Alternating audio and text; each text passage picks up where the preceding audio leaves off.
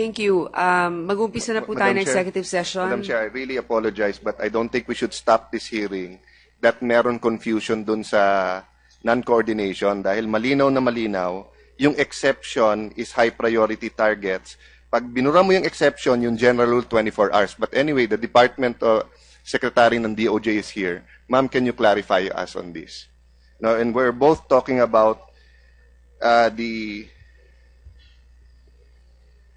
General, what is this document? The revised joint AFP-PNP operational guidelines for ad hoc joint group. And let me read it again. Yes, sir. Except for operations against high priority targets, a list shall be provided by the GPH panel to the MILF panel. And everyone admitted here that everyone knew that Marwan was a high priority target. The adjunct shall inform the GPH and MILF-CCH at least 24 hours prior to the conduct of operation, etc. Except na nakalagay sa harap. Ma'am? Thank you, Your Honor. If we go by the very language and the tenor of that particular provision, it would seem that the exception is what is stated, that except for high-value targets, the 24-hour rule will not apply. But that can also be interpreted to mean that in case of high-value targets, it need not be 24 hours, but maybe less than 24 hours. Or maybe no coordination in cases where the military or PNP feel that their operations will be endangered. Exactly, sir. That's right. And I think it goes to the intent. So we need to ask the framers of that particular agreement, what was the real intent? Because it seems a little vague. It seems ambiguous because it is subjected, it can be subjected to... Anyway, ma'am, that's a clear answer and many of us will pursue it tomorrow, but it's very clear to me. The general rule is 24-hour notice. Kaya nga may exception. Burahin mo yung exception. Ano matitira? 24 hours. So hindi na ilalagay exception dyan kung wala kang exception. General, with your permission, Chair, but I'll stop there and pursue it tomorrow, Madam Chair. Sir, we have had a study since 1997 up to 2012. Because of that rule, we have 256 killed and 570 people have been maimed because of no coordination. Madam Chair, Mr. Chanler, General, hindi because walang coordination kaya napapatay dahil pinapatay ng MILF. Diba? Pumirma sila, General, na pag high value, pagka-terrorista, pwede tayong pumasok kasi pag in-inform mo, nasasabihan sila eh. Tignan nyo po ang nakalagay sa AJAG rules. Nakalagay dyan, i-informan yung civilian para umalis. Pag umalis sila, pati yung terrorista umalis, can you mention to me ilan ang napatay ni Marwan? So, babanggitin mo yung hindi napapatay dahil sa lack of coordination. Ilan pinatay ni Usman? Ilan ang pinatay ni Marwan? So, magko-coordinate tayo para makuha, then makakawala siya. 10 operation na nga na siya nawala eh. Kaya hindi tayo matapos-tapos sa hearing na to eh, dahil pabalik-balik kayo dyan na linaw-linaw naman ng rule. I believe if we will insist that there is no coordination, we will have Mamasapano incident again.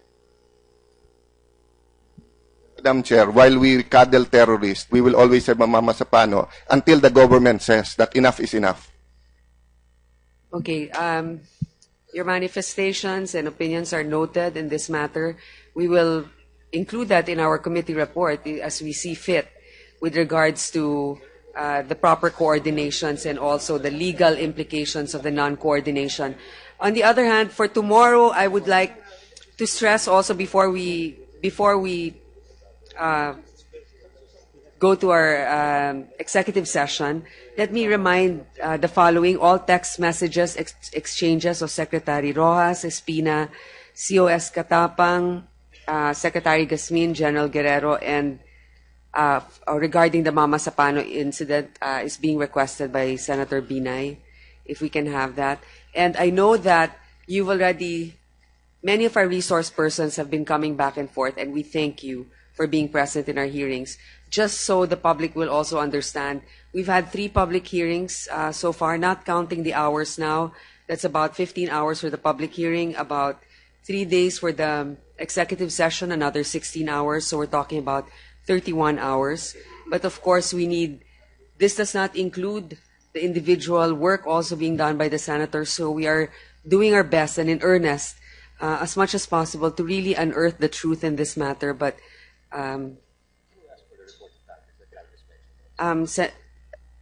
General Galvez, if you can also submit a report of what you mentioned. This is a request by Senator Angara. So for tomorrow, may I ask those who will be present, who will not be present here tomorrow, from our resource persons, who will not be able to make it? So the BOI. Your Honor, I'm scheduled to leave for Mamasapano tomorrow, together with the members of the Board of Inquiry. Okay, but for the others seated here, except for you, you will be here tomorrow. And also Governor Hataman will not be here tomorrow. Okay. What we need from the Board of Inquiry is a copy of your report when you are done getting all of your statements in. We would appreciate to be furnished a copy also for our committee report. So for now, this meeting is... Madam Chair, a manifestation, actually a question to the Secretariat, if I may. You will recall it in the first hearing, this representation requested for the text messages emanating from the telcos. What we've received, Madam Chair, are the text messages submitted by the players or the actors themselves to the committee. Not that I do not trust the sources of the text messages, but I requested that the telcos be, the text messages from the telcos be subpoenaed.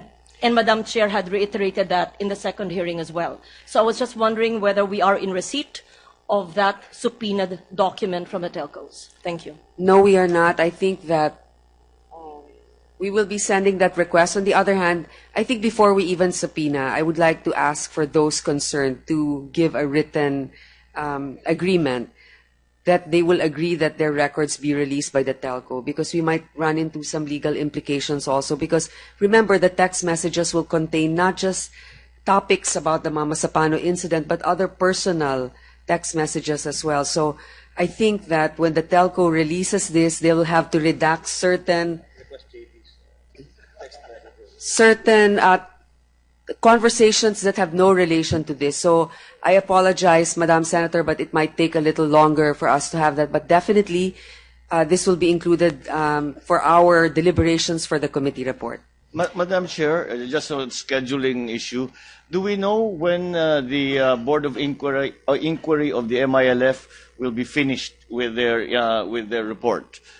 So that we can incorporate that into whatever schedules. Director Magalong, would you be able to answer that question? No, I was asking maybe Chairman Iqbal would be... Chairman Iqbal, I'm sorry, the MI.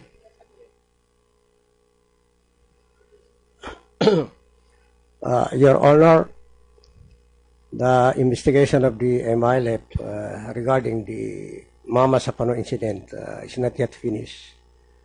But I think it's around 90% finished, because there are issues that would require further validation on the ground. And aside from that, Your Honor, we cannot release it because our chairman is not around. He's in Saudi Arabia on a minor pilgrimage. And we are still discussing within the leadership of the MILF how to proceed with the findings of the investigation. If I may ask, Chairman, pero palagay ninyo, next week, the week after that, just to give, para yung committee kasi, pagkatapos nito mga hearing, kailangan na sumulot ng committee report, kailangan isama yung findings ng MILF. Kaya, just to give us an idea, hindi naman kailangan na specific date. I cannot be very specific, Your Honor, because there are situations that is beyond the control of the MILF. Meaning, I'm referring to the trip of Chairman Murab to the Middle East. So I don't know when he will be coming, because that would require the official go signal of the chairman. And then we still have to observe the protocol of the peace process between the government and the MILF regarding that, like the result of the investigation.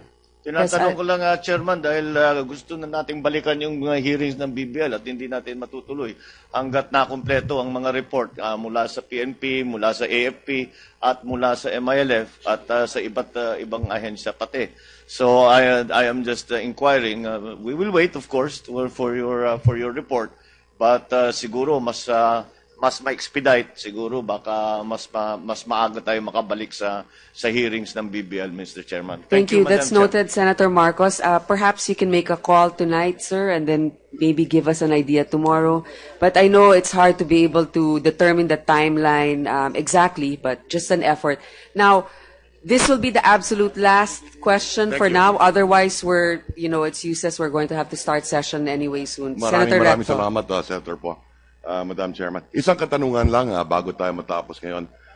Sa ating government panel sa peace process, meron ba tayong demand ngayon sa MILF na isurrender nila yung mga nasangkot sa pagpatay ng 44 SAF members, lalo higit na lumabas na yung medical legal report na para bagang pinaslang ng malapitan? Gusto ko lang malaman yon sa ating government representatives sa peace panel. Thank you. Your Honor, what we have put forward is full accountability. With regard to surrendering of persons, I guess we will need to await for DOJ to say who exactly is it that they want to be surrendered and on what charges. Because until that is done, we do not know whom to demand for. So wala kayong demand sa ngayon? For specific persons, for specific crimes, wala ho. Kasi wala pa naman hong nailalabas rin ang DOJ. It is in principle a very strong demand for full accountability, Your Honor. But with regard yung surrendering, I think that will, based on the legal framework also that was put out by Secretary De Lima, that will need to have specific names and specific crimes. Can I, Your Honor? Okay. From a strictly legal standpoint, yes, that is correct. There is a proper time to demand for the surrender of those involved. What we have right now are ongoing investigations. Several bodies, several agencies, and also this Senate is conducting the fact-finding and also criminal investigation. So that we have no coercive power at this point to demand that they surrender those involved. We have to find out first exactly what happened, who are involved, identify them precisely, and then the proper times, when the proper time comes, there would be appropriate processes, legal processes, like the issuance of subpoena. That would start at the preliminary investigation. Madam Chair, naunawaan ko yun. No? Level. Ang pinag-uusapan natin dito ay accountability at yung peace process. Ang katanungan ko simple lang, ide-demand ba ng ating pamahalaan? Yun ang gusto malaman ng taong bayan, lalo na ng mga pamilyang namatayan. Will we demand the MILF to surrender their combatants na lalo't higit, alam naman nila kung sino siguro yung malapitang pinaslang base sa medical legal report na rin naman. Sinabi ng ating chairperson, ni Ginandeles, na full accountability. Anong ibig sabihin nung kung hindi natin i-demand sa kanila na isuko nila sa ating pamahalaan para umusad din yung kaso kung sakasakali? So, sa madaling salita, Madam Chair, there is no demand at this point in time.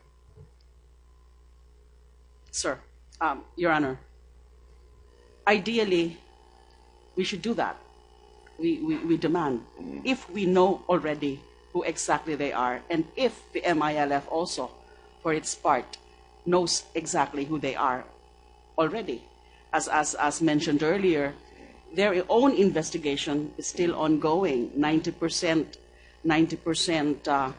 completed. So we don't know whether from their end they're able to identify already those involved. So ideally, we can always demand that. In fact, I should say that it should really be a palpable gesture in confidence building gesture on their part. Madam Chair, I'll just keep it at that for the meantime. At bukas, nakalista pa rin naman ako. Marami pa akong katanungan, Madam Chair. Maraming salamat po. Nakakabahala yon. Wala pa pala tayong outstanding order para dun sa mga surrender nun or pag-apprehend. Anyway, so for our executive session... Madam Chair, can I just request si Yusek Garcia to submit to the body as to what is the extent of the help of the Americans with regards to this operation? Well, apparently there's none. None? The DFA has no information on the U.S. participation in this operation, as I said. Specifics of operations may come from other agencies, but as far as we are concerned, and our discussions with the Americans, there has been no U.S. participation.